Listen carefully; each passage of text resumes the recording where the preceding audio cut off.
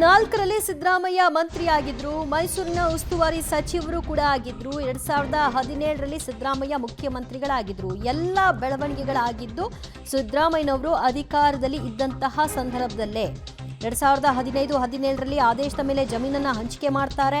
2012 ಮತ್ತು 18ರಲ್ಲಿ ಮುಖ್ಯಮಂತ್ರಿ ಸ್ಥಾನದಲ್ಲಿ ಇದ್ದಿದ್ದು ಸಿದ್ದರಾಮಯ್ಯನವರು. 2017ರಲ್ಲಿ ಈ ಅನುಪಾತವನ್ನು ತಂದದ್ದು ಕೂಡ ಸಿದ್ದರಾಮಯ್ಯನವರೇ.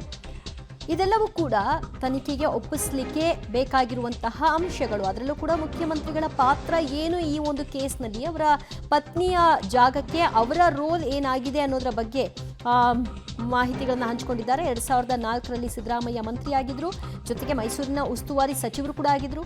2017ರಲ್ಲಿ ಸಿದ್ದರಾಮಯ್ಯ ಮುಖ್ಯಮಂತ್ರಿ ಆಗಿದ್ರು. ಇಷ್ಟು ಬೆಳವಣಿಗೆಗಳು, ಈ ಅನುಪಾತವನ್ನು ಬದಲಾಯಿಸೋದಿರಲಿ ಅಥವಾ ಅವರಿಗೆ ನಿವೇಶನ ಹಂಚಿಕೆಯಾಗುವಂತಹ ವಿಚಾರಗಳಿರಲಿ, ಇದೆಲ್ಲದರಲ್ಲೂ ಕೂಡ ಸಿದ್ದರಾಮಯ್ಯನವರ ಪಾತ್ರ ಹೇಗಿದೆ, ನಿಯಮಗಳನ್ನು ಹೇಗೆ ಮಾರ್ಪಾಡು ಮಾಡಿದ್ದಾರೆ ಅನ್ನೋದಕ್ಕೆ ಸಂಬಂಧಪಟ್ಟ ಹಾಗೆ ಈ ಅಂಶಗಳು ಅಂತ ಅವರು ಕೋಟ್ ಮಾಡಿದ್ದಾರೆ. ಈಗಲೇ ಸರ್ಕಾರ ತನಿಖೆಗೆ ಆದೇಶ ಮಾಡಿದೆ. ನಿವೃತ್ತ ನ್ಯಾಯಾಧೀಶರ ಮೂಲಕ ತನಿಖೆಗೆ ಈ ಆದೇಶವನ್ನು ಮಾಡಿ ಕೊಟ್ಟಿದ್ದೀವಿ, ಅದರ ತೀರ್ಪು ಬರಲಿ ಅಂತಿದ್ದಾರೆ. ಇದರಲ್ಲಿ ಅಕ್ರಮ ಇದೆ ಅಂತ ಪರೋಕ್ಷವಾಗಿ ಒಪ್ಕೊಳ್ತಾ ಇದೆ ಸರ್ಕಾರ.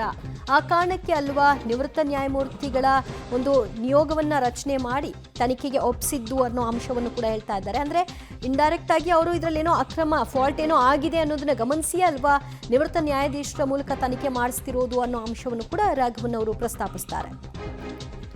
ಈ ಬಗ್ಗೆ ಮತ್ತಷ್ಟು ಮಾಹಿತಿ ಪಡೆಯೋಣ ನಮ್ಮ ಪ್ರತಿನಿಧಿ ಮೂರ್ತಿಯಿಂದ. ಮೂರ್ತಿ, ಸದ್ಯ 2004ರಿಂದ ಹಿಡಿದು ಆ ನಂತರದಲ್ಲಿ ಆಗಿರುವಂತಹ ಬೆಳವಣಿಗೆಗಳು, ಈ ಸಂದರ್ಭದಲ್ಲಿ ಸಿದ್ದರಾಮಯ್ಯನವರು ನೇರ ಪಾತ್ರ ಅಲ್ಲದಿದ್ರೂ ನಿಯಮಗಳನ್ನು ಬದಲಾವಣೆ ಮಾಡೋದ್ರಲ್ಲಿ ಅವರ ರೋಲ್ ಹೇಗೆ ಅನ್ನೋದರ ಬಗ್ಗೆ ಅವರು ವಿವರಿಸ್ತಾ ಹೋಗಿದ್ದಾರೆ ರಾಘವನ್ ಅವರು.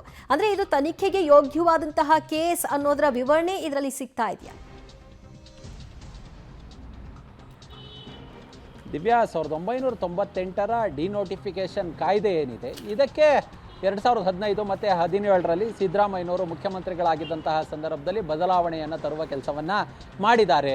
ಹೀಗಾಗಿಯೇ ಈ ಅನುಪಾತವನ್ನು 50-50 ಅನುಪಾತವನ್ನು ಇಟ್ಕೊಂಡು 2021ರ ಡಿಸೆಂಬರ್ನಲ್ಲಿ ಸಿದ್ದರಾಮಯ್ಯ ಅವರ ಪತ್ನಿ ಪಾರ್ವತಿಯವರಿಗೆ ಮೂಡಾದಿಂದ ಸುಮಾರು 38,000 ಸ್ಕ್ವೇರ್ ಫೀಟ್ನಷ್ಟು ಜಮೀನನ್ನು ಅಲಾಟ್ ಮಾಡಲಾಗಿದೆ, ಸೈಟ್ಗಳನ್ನು ಅಲಾಟ್ ಮಾಡಲಾಗಿದೆ. ಸಿದ್ದರಾಮಯ್ಯನವರ ಪಾತ್ರ ಇದೆ ಅಂತೇಳಿ ತನಿಖೆ ಮಾಡೋದಕ್ಕೆ ಇದಕ್ಕಿಂತ ಇನ್ನೆಷ್ಟು ನಿದರ್ಶನ ಬೇಕಾಗುತ್ತೆ? 2004ರಲ್ಲೂ ಕೂಡ ಅವರೇ ಮಂತ್ರಿಗಳಾಗಿದ್ದರು. ಯಾವಾಗ ಈ ಒಂದು ಜಮೀನು 2004ರಲ್ಲಿ ನಿಂಗಾ ಅನ್ನೋರಿಗೆ ಅಲಾಟ್ ಆಯಿತು, ಅಂಥ ಸಂದರ್ಭದಲ್ಲಿ ಆವಾಗಲೂ ಕೂಡ ಸಿದ್ದರಾಮಯ್ಯನವರು ಉಪಮುಖ್ಯಮಂತ್ರಿಗಳಾಗಿದ್ದರು. ಅದರ ಜೊತೆಗೆ ಅವರು ಮೈಸೂರಿನ ಜಿಲ್ಲಾ ಉಸ್ತುವಾರಿ ಸಚಿವರು ಕೂಡ ಆಗಿದ್ದರು.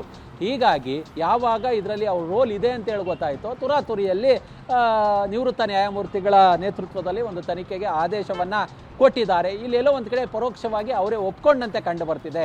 ಹೀಗಾಗಿ ತನಿಖೆಗೆ ಅವಕಾಶವನ್ನು ಕೊಡಬೇಕು ಅನ್ನೋ ನಿಟ್ಟಿನಲ್ಲಿ ರಾಘವನ್ ಅವರು ನ್ಯಾಯಪೀಠದ ಗಮನಕ್ಕೆ ತರುವ ಕೆಲಸವನ್ನು ತುಂಬ ಸುದೀರ್ಘವಾಗಿ ಸುಮಾರು 2:30ರಿಂದ ಇಲ್ಲಿಯವರೆಗೂ ಕೂಡ ಸುದೀರ್ಘವಾಗಿ ನ್ಯಾಯಮೂರ್ತಿಗಳಿಗೆ ಒಂದಷ್ಟು ಹಲವಾರು ವಿಚಾರಗಳನ್ನು ಮನವರಿಕೆ ಮಾಡಿಕೊಡೋ ಕೆಲಸವನ್ನು ಮಾಡಿದ್ದಾರೆ.